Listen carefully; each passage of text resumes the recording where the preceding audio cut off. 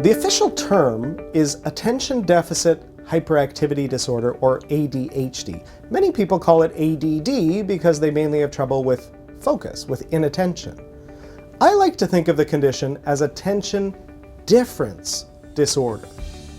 Now, you may think, well, wait a second. Isn't it supposed to be a deficit? Isn't that the problem? People can't focus, right?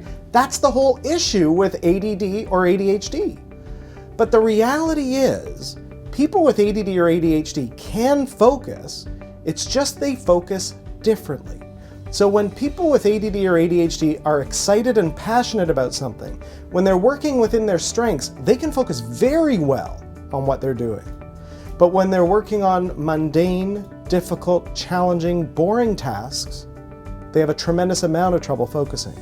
So it's not always a deficit in focus, but it is always a difference. The other thing that's very important to me is I want to help you to think differently about ADHD.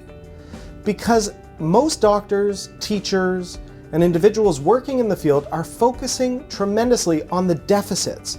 They're focusing on the weaknesses that your child or teen or yourself are dealing with if you have ADHD.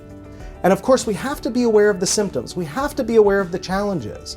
At the same time, we do need to think differently about ADHD, and we do have to focus on strengths.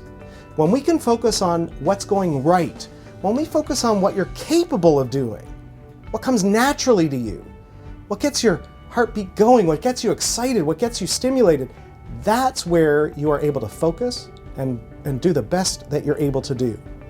So I think of attention difference disorder because people focus differently, and we need to think differently about this condition to help people to realize their true potential. I'm Dr. Kenny Handelman. Not only am I a psychiatrist who specializes in ADD and ADHD, I also have adult ADHD myself.